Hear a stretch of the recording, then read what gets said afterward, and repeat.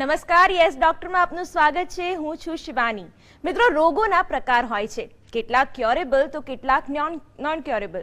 પરંતુ જો સાચા સમયે સાચી સારવાર અને માર્ગદર્શન મળી રહે તો તેમાંથી બહાર પણ આવી શકાય છે. અને આવો જ ગંભીર અને આજકાલ સામાન્ય બની રહેલો રોગ એટલે કેન્સર. તો દર્શક મિત્રો, આજે એક નવા વિષય સાથે આપણે વાત કરીશું અલગ અલગ પ્રકારના કેન્સર અને તેની સારવાર વિશે યસ ડોક્ટરમાં.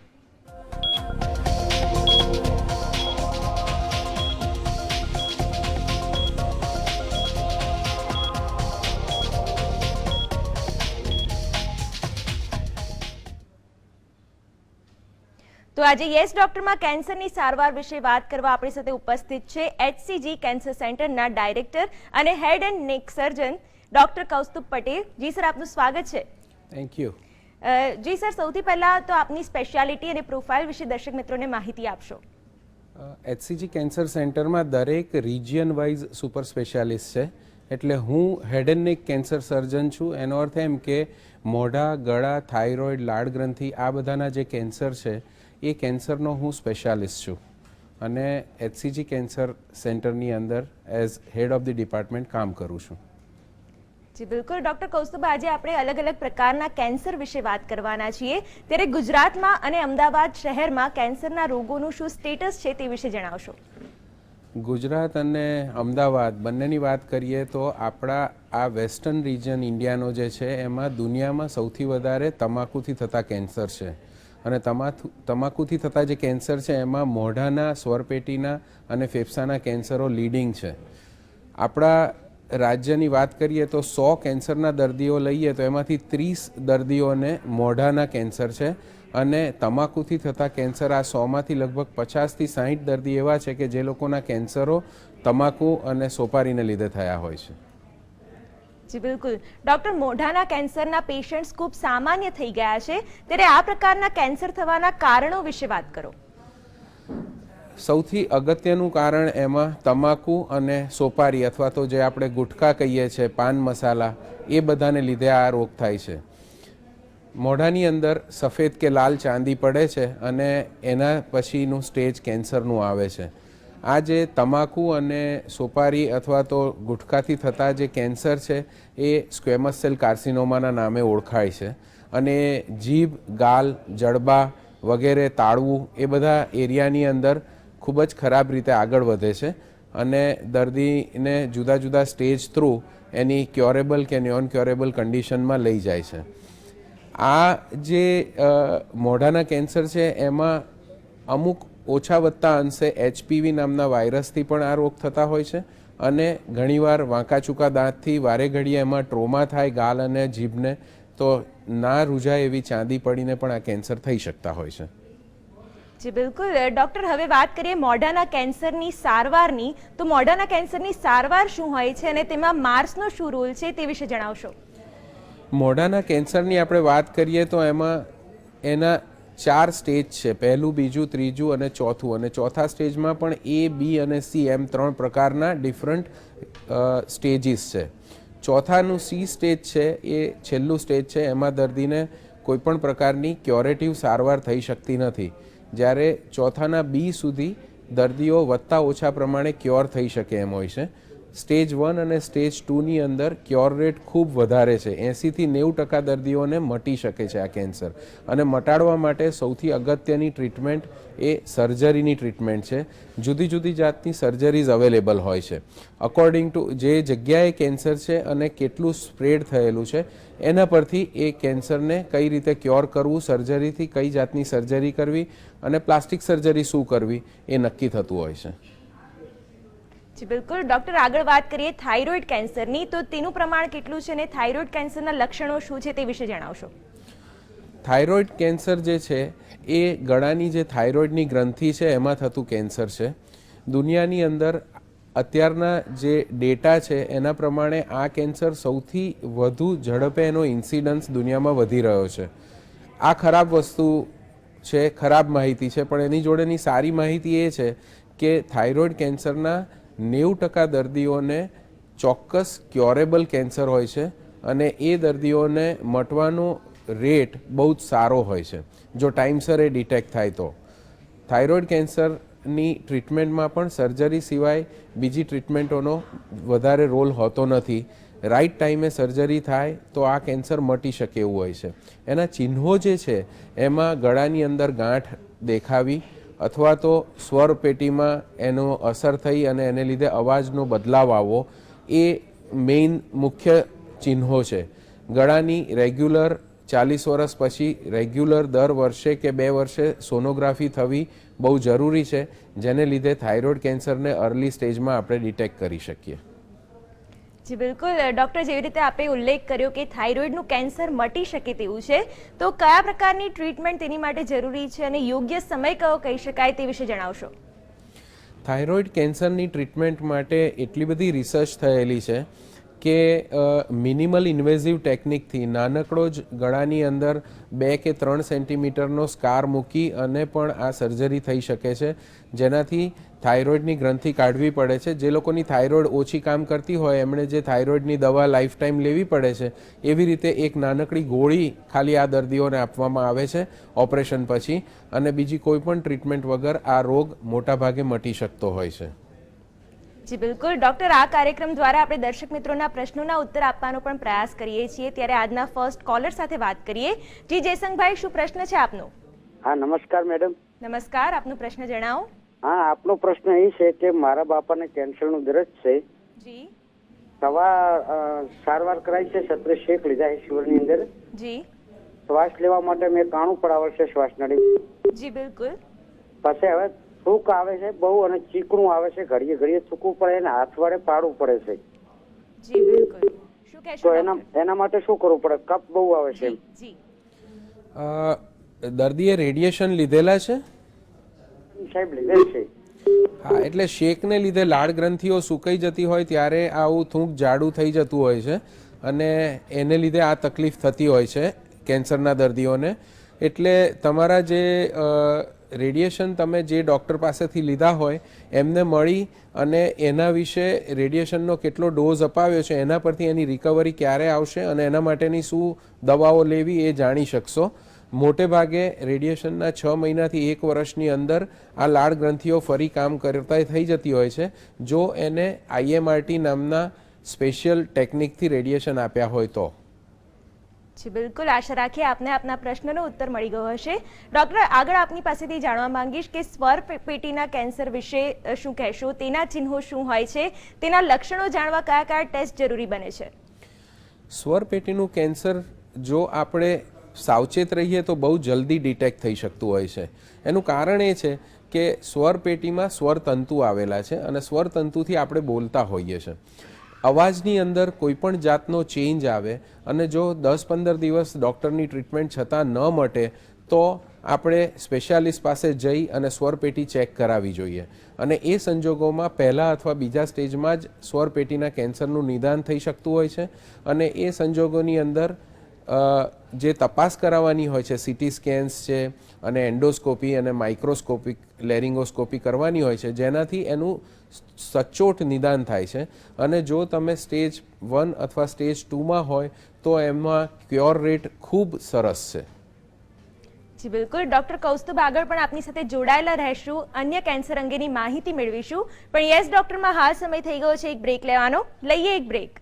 ડૉક્ટરમાં બ્રેક બાદ ફરીથી આપનું સ્વાગત છે. આજે આપણી સાથે કેન્સર અંગેની સારવાર વિશે ચર્ચા કરવા જોડાયા છે HCG કેન્સર સેન્ટરના હેડ and neck surgeon doctor કૌસ્તુભ Patel. કૌસ્તુભભાઈ, આ સાથે જે એક દર્શક મિત્ર જોડાઈ ગયા છે તેમની સાથે વાત કરીએ. કિશનભાઈ, આપનો પ્રશ્ન જણાવો. હા, તો એમાં શું છે, અમારા કાકાને છે ને પેલા ખબર જ નથી પડતી દશેરાની વાતની. 9 વાર એને શું છે એમાં ઇન્જેક્શન માંથી લીધું તો મેળ ન પડ્યો. તો પછી કટકી કાઢી ને તો રિપોર્ટમાં બતાવ્યું કે કેન્સરની ગાંઠ છે. તો અહીંયા જે આપણે નસ હોય ને અહીંયા મગજની, તો અહીંયા છે. તો શું છે, ડોક્ટર કહે છે હવે સેવા કરો કે સ્ટેજ બધા બહાર થઈ ગયા છે. જી બિલકુલ. તો મટી જી શું કહેશો ડૉક્ટર? તમે જે કહી રહ્યા છો એ પ્રમાણે જો તપાસ બધી થઈ હોય અને તમારા CT સ્કેનથી એવું જાણ થઈ હોય કે આ રોગ પૂરેપૂરો મટી શકે એવો નથી, તો ઘણી બધી પેલિએશનની ટ્રીટમેન્ટ પણ અવેલેબલ હોય છે આજની દુનિયામાં.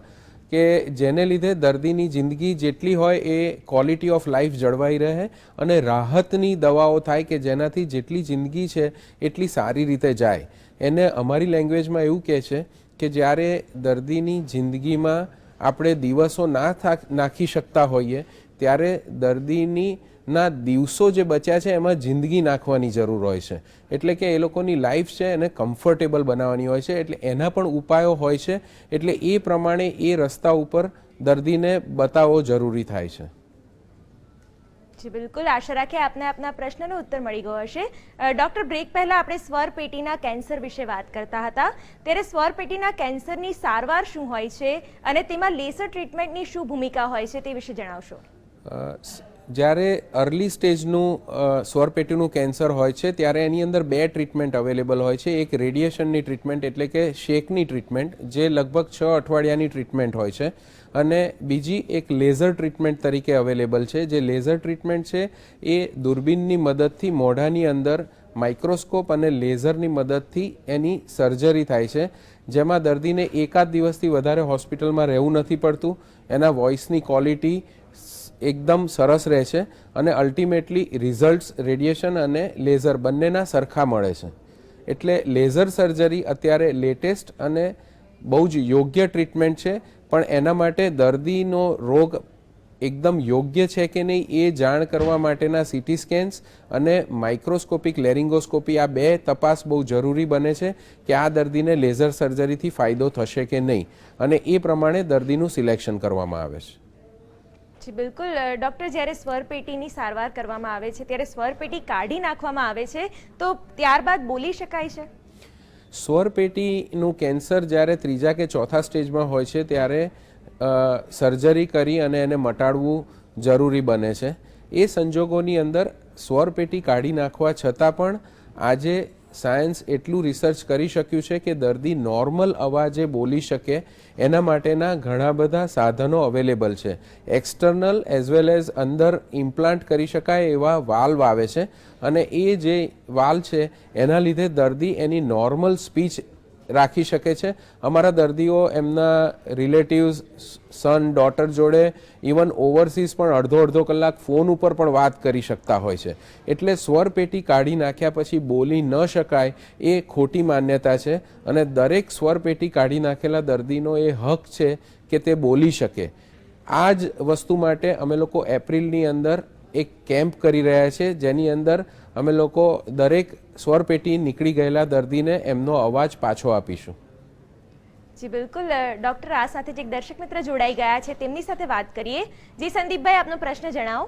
હા મેડમ, પટેલ સંજીવ કુમાર ચિમનલાલ બોલું. જી હેલો. જી, આપનો પ્રશ્ન શું છે? હા મેડમ, માહિતી માટે ફોન કર્યો અહીંયા. જી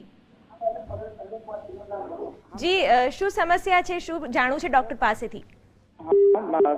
જાણવામાં એવું જાણવું હતું કે મારા પપ્પાને માથાની અંદર ચાંદા પડે છે વારંવાર. જી.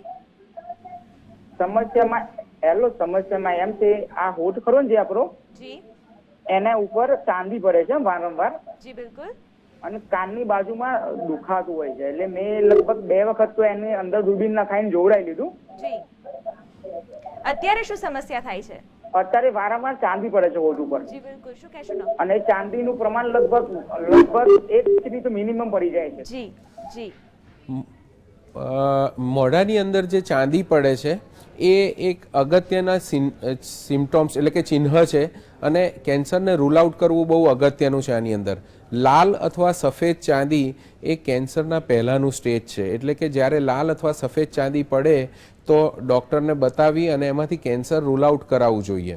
બાયોપ્સી બહુ જરૂરી બની જાય છે જે ચાંદી 15-20 દિવસથી વધારે ચાલે અને મટે નહીં એ સંજોગોમાં. પણ દરેક મોઢાની અંદર પડતી ચાંદી એ કેન્સર નથી એ આપણે સમજવું પણ જરૂરી છે. એટલા માટે જ તપાસ કરાવી અને અમુક ચામડીના પણ એવા રોગો હોય છે કે જેને લીધે મોઢામાં ચાંદી પડે, અમુક પેટના પણ રોગો હોય છે કે જેને લીધે મોઢામાં ચાંદી પડે. અગત્યની વસ્તુ એ છે કે સરખી અને એની વ્યવસ્થિત ટ્રીટમેન્ટથી જો એ ના મટતી હોય તો કેન્સર સ્પેશિયાલિસ્ટને બતાવવું ખૂબ જરૂરી બની જાય છે. જી બિલકુલ ડૉક્ટર, આજે હવે ફરીથી મોઢાના કેન્સરની વાત નીકળી છે તો ફરીથી તમને પૂછવા માંગીશ કે માર્સની ટ્રીટમેન્ટ શું હોય છે, માર્સ શું છે તે વિશે દર્શક મિત્રોને ફરીથી જણાવશો. માર્સ એટલે MARS ARS. માર્સ એ એક જાતની ઓપરેશન અને પ્લાસ્ટિક સર્જરીની ટેકનિક અમે ડિવાઇસ કરેલી છે, જેને ઇંગ્લિશમાં મિનિમલ એક્સેસ એડિક્વેટ રિકન્સ્ટ્રક્ટિવ સર્જરી. એટલે આ જે ટેકનિક છે એનાથી જ્યારે મોઢાની અંદર કેન્સર થયેલું હોય અને ચામડી સુધી, ફેસની ચામડી સુધી જો એ કેન્સર ન આવી ગયું હોય તો મોઢા ઉપર એક પણ જાતનો ચીરો મૂક્યા વગર, કોઈ પણ જાતના મોઢા ઉપર ટાંકા લીધા વગર આ આખું ઓપરેશન મોઢાની અંદરથી અને ગળામાંથી સ્પેશિયલ ટેકનિક અને સ્પેશિયલ સાધનોથી થાય છે.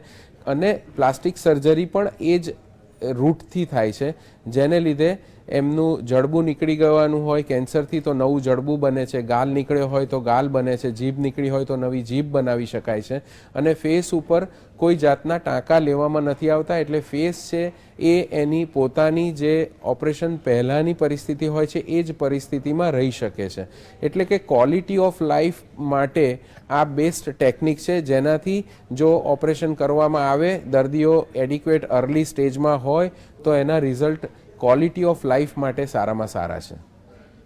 જી બિલકુલ. ડૉક્ટર, આગળ આપને પૂછવા માંગીશ કે જે લાળ ગ્રંથિના કેન્સર છે તેની જે સર્જરીઝ છે એ ઘણી કોમ્પ્લેક્સ હોય છે, તો તે શું હોય છે, તેની પ્રોસિજર શું હોય છે તે વિશે જણાવશો. આપણને ભગવાને 6 લાળ ગ્રંથિઓ આપેલી છે. 2 બંને બાજુ કાનની આગળની બાજુ, જેને પેરોટિડ ગ્રંથિ કહેવાય. બીજી 2 છે એ જડબાની નીચે, જેને સબમેન્ડિબ્યુલર લાળ ગ્રંથિ, સબમેન્ડિબ્યુલર ગ્લેન્ડ્સ કહેવાય. અને બીજી 2 જીભની નીચે આપેલી છે, જેને સબલિંગ્વલ કહેવાય. આ લાળ ગ્રંથિનો રોલ લાળ પ્રોડ્યુસ કરવાનો છે આપણા મોઢામાં, અને ખોરાકને એ સ્મૂધલી આપણા મોઢાની અંદરથી ગળામાં અને ગળામાંથી નીચે અન્નનળીમાં થઈ અને જઠરમાં પહોંચાડવાનો હોય છે. આ લાળ ગ્રંથિમાં જ્યારે કેન્સર થાય છે ત્યારે સબલિંગ્વલ અને સબમેન્ડિબ્યુલર ગ્લેન્ડની અંદર જ્યારે કેન્સર થાય છે ત્યારે બહુ તકલીફ ટ્રીટમેન્ટથી નથી થતી, પણ જ્યારે પેરોટિડ નામની ગ્રંથિમાં જ્યારે આ કેન્સર થાય છે ત્યારે ફેસની જે નસો હોય છે, આંખની મૂવમેન્ટ, મોઢાની મૂવમેન્ટ, આપણે હસીએ છીએ કે આપણે દાંત બતાવીએ છીએ કે આપણે મોઢું વાંકું ચૂકું કરી શકીએ છીએ, એ બધી નસો છે એ આ લાળ ગ્રંથિમાંથી જતી હોય છે. અને લાળ ગ્રંથિનું ઓપરેશન એ નસોને બચાવીને જો ન કરીએ તો પરમેનન્ટ ફેસ વાંકો થઈ જતો હોય છે. એ પ્રિવેન્ટ કરીને આ કેન્સરને ક્યોર કરવું એ સ્પેશિયલ ટેકનોલોજી છે, અને એ પ્રમાણે એ જો ઓપરેશન કરીએ તો આ કેન્સર પણ ખૂબ સારી રીતે ક્યોરેબલ છે. જી બિલકુલ. ડૉક્ટર, આ સાથે જે કોલર જોડાઈ ગયા છે તેમની સાથે વાત કરીએ. તૃષાબેન, આપનો પ્રશ્ન જણાવો. Mummy, hello. જી, આપનો પ્રશ્ન જણાવો. આ મમ્મીને છે ને 2008માં ટ્રીટમેન્ટ કરી હતી. જી. એમાં 38 ચેક આવ્યા હતા અને 3 લેટેસ્ટ કીમો આપ્યો હતો. જી. તે એ કીમોની ગરમી હજી મોઢામાં આવ્યા કરે એટલે ઠંડા પડ્યા કરે. જી. હા.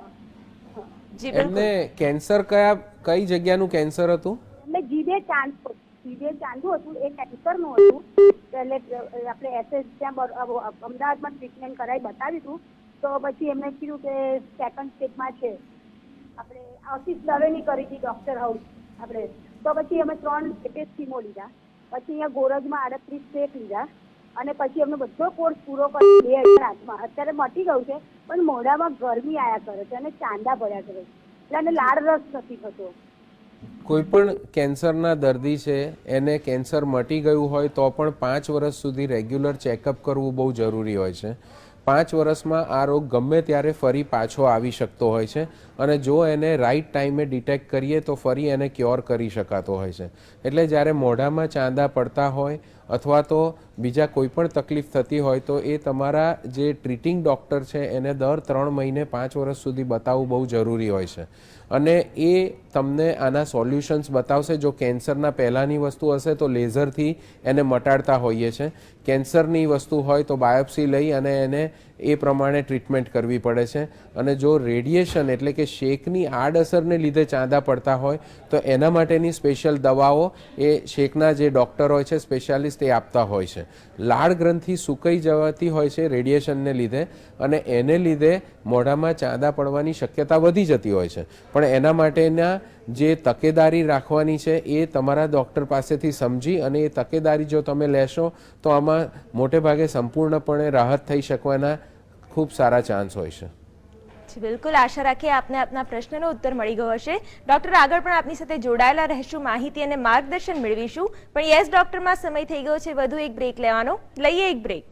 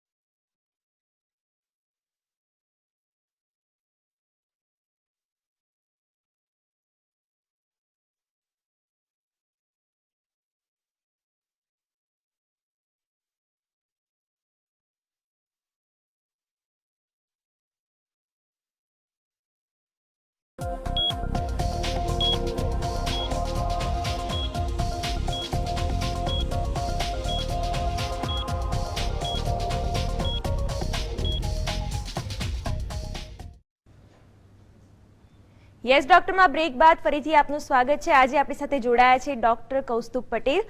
ડોક્ટર, હવે આગળ આપને પૂછવા માંગીશ કે શું મોઢાના કેન્સર ક્યોરેબલ છે?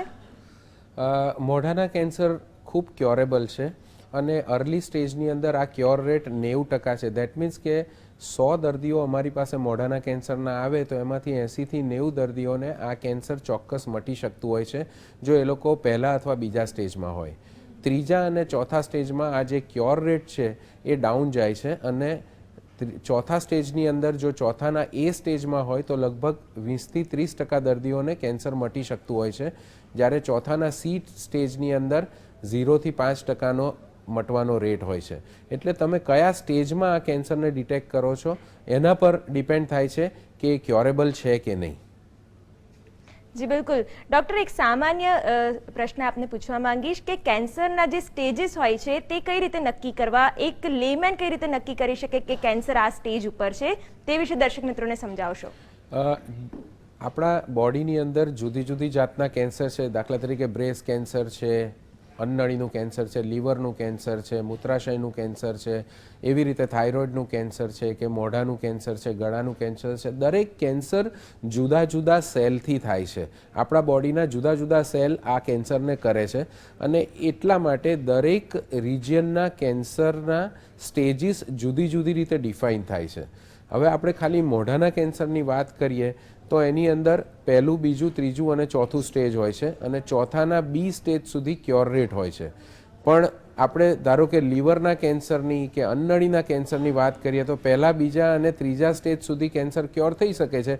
ચોથા સ્ટેજના કોઈ પણ કેન્સર, બ્રેસ્ટ કેન્સર પણ કે લીવરના કેન્સર પણ ક્યોરેબલ હોવાના ચાન્સીસ 0 થી 5% થઈ જાય છે. એટલે દરેક કેન્સર રિજિયન અને એના સેલ પ્રમાણે ડિફાઇન થાય છે કે એના સ્ટેજીસ કયા છે. મોઢાના કેન્સરની વાત કરીએ તો અર્લી સ્ટેજીસ, પહેલું અને બીજું સ્ટેજ એવું સ્ટેજ છે કે જ્યારે રોગ ખાલી મોઢાની અંદર જ છે. ત્રીજા અને ચોથાના એ અને બી સ્ટેજમાં એ રોગ મોઢાની અંદરથી ગળા સુધી ગયો હોય છે. પણ ચોથાનું સી સ્ટેજ એવું સ્ટેજ છે કે જ્યારે એ ગળાથી બિયોન્ડ ફેફસામાં, લીવરમાં, હાડકામાં, બ્રેઇનમાં એવી કોઈક જગ્યાએ જતો રહ્યો છે. એને લીધે પેશન્ટ્સ ઇનક્યોરેબલ થઈ જાય છે. જી બિલકુલ. ડૉક્ટર, કહેવાય છે કે પાણી પહેલા પાળ બાંધવી જોઈએ, ત્યારે કેન્સરને પ્રિવેન્ટ કરવા માટે શું કરવું જોઈએ તે જણાવશો. અમારી લેંગ્વેજમાં એવું કહેવાય કે કેન્સરના મોટા ભાગના 70% ઓફ ધ કેન્સર્સ આપણા દેશમાં જે થાય છે એ પ્રિવેન્ટેબલ છે. દાખલા તરીકે આપણે વાત કરતા હોઈએ તો બ્રેસ્ટ કેન્સરના પ્રિવેન્શન માટે સેલ્ફ અવેરનેસ, મેમોગ્રાફી એવું બધું હોય છે. બીજા બધા ઘણા બધા કોલોન કેન્સર એ બધાના માટે સોફિસ્ટિકેટેડ ટેસ્ટ હોય છે. પણ આપણા દેશમાં જે સૌથી વધારે થાય છે આપણા સ્ટેટમાં, મેં જે કહ્યું એ મોઢાનું કેન્સર, એને પ્રિવેન્ટ કરવા માટે એકચ્યુઅલી કોઈ ખર્ચો જ નથી. It is a preventable cancer without any cost implications. એટલે કે જો જે લોકો તમાકુ સોપારી ખાતા હોય કે ગુટખા ખાતા હોય, જે લોકોના મોઢું ઓછું ખુલતું હોય, આ બધા જ લોકો જો બ્રશ કરતી વખતે અરીસાની અંદર પ્રોપર લાઇટમાં એમનું મોઢું એક્ઝામિન કરે, દાખલા તરીકે એમના ગાલ છે, જીભ છે, જડબા છે, તાળવા છે, આ બધા રિજિયનને જો એ લાઇટની અંદર પ્રોપરલી પોતાની જાતે જ સેલ્ફ એક્ઝામિનેશન કરે અને એની અંદર જો સફેદ કે લાલ ચાંદી દેખાય અને તરત એ સ્પેશિયાલિસ્ટનો કોન્ટેક્ટ કરે તો કેન્સર થતાં પહેલાં આ વસ્તુ પ્રિવેન્ટ થઈ શકે છે. એની ટ્રીટમેન્ટ કરવાથી કેન્સર પ્રિવેન્ટ થઈ જાય છે. એટલે આ લાલ ચાંદી જેને અમારી ભાષામાં એરિથ્રોપ્લેકિયા કહેવાય અને સફેદ ચાંદી જેને અમારી ભાષામાં લ્યુકોપ્લેકિયા કહેવાય, આ બે વસ્તુ જો ટાઈમસર ડાયગ્નોસિસ થાય અને જે ડાયગ્નોસિસ પેશન્ટ્સ પોતે કરી શકે એમ છે, જનરલ પોપ્યુલેશનમાં તમે જાતે કરી શકો એમ છો અને એ તમે કરીને સ્પેશિયાલિસ્ટ પાસે આવો અને એ એને મટાડી દે તો તમારું જે કેન્સર, જો તમે એને ડિસરિગાર્ડ કરો અને મહિના, 2 મહિના, 6 મહિના કે વર્ષમાં એ કેન્સરમાં ચેન્જ થઈ જવાનું હોય, એ તમે પ્રિવેન્ટ કરી શકો છો. જી બિલકુલ. ડૉક્ટર, છેલ્લો પ્રશ્ન, આજના વિષયને સંલગ્ન શું ટિપ્સ આપશો? દર્શક મિત્રોને શું કહેશો? મારું આ હેડ એન્ડ નેક કેન્સર તરીકે તમને જે કહેવું છે એમાં 2 માહિતી હું તમને ટિપ્સ તરીકે આપવા માગું છું. એક મોઢાના કેન્સર વિશે અને બીજી થાઇરોઇડના કેન્સર વિશે. મોઢાના કેન્સર વિશે હું તમને એ ટિપ્સ આપવા માગું છું જે મેં તમને કહ્યું કે આ પ્રિવેન્ટેબલ કેન્સર છે અને તમે પોતે એને પ્રિવેન્ટ કરી શકો એમ છો. તમારી લાઈફની ડિરેક્શન તમારા હાથમાં છે. બીજી વસ્તુ કે જો તમાકુ, સોપારી અથવા તો ગુટખા તમે લેતા હો તો એ બંધ કરો, કારણ કે એ એક પ્રોડક્ટ એવી છે કે જેની ઉપર કંપની પોતે લખે છે કે આ તમને ઇન્જુરિયસ છે. આ દુનિયામાં કોઈ બિઝનેસ એવો નથી કે જે બિઝનેસમાં કોઈ માણસ એની પ્રોડક્ટ ઉપર એવું લખે કે મારી પ્રોડક્ટથી તમને નુકસાન થશે. આ કંપનીઓને લખવું પડે છે. એનું કારણ એ છે કે it has been proved beyond doubt by so many test કે આ કેન્સર કરે છે. અને થાઇરોઇડ માટે હું તમને એમ કહીશ કે તમારી ગળાની સોનોગ્રાફી એટલીસ્ટ વર્ષે 2 વર્ષે એકવાર થવી જોઈએ કે જેનાથી આ કેન્સર ખૂબ અર્લી સ્ટેજમાં પ્રિવેન્ટ અથવા તો ડિટેક્ટ થઈ શકે અને ક્યોર થઈ શકે. જી બિલકુલ. ડૉક્ટર, આપ અમારી સાથે જોડાયા, કેન્સર અને તેની સારવાર વિશે વાતચીત કરી તે બદલ આપનો ખૂબ ખૂબ આભાર. Thank you. તો આ સાથે GS ડૉક્ટરમાં હાલ બસ આટલું જ. આપ જોતા રહો GS.